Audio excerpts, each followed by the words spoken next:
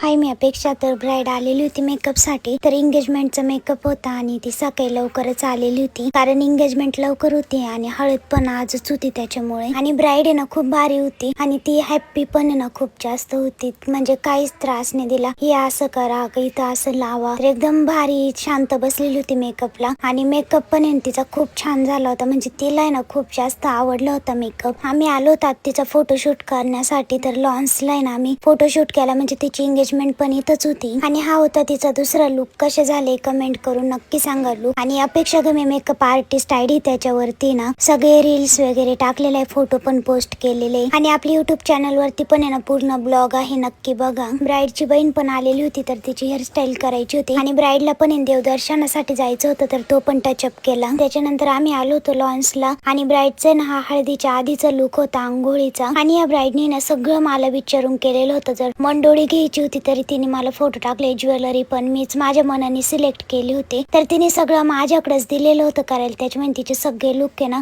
खूप छान झाले होते.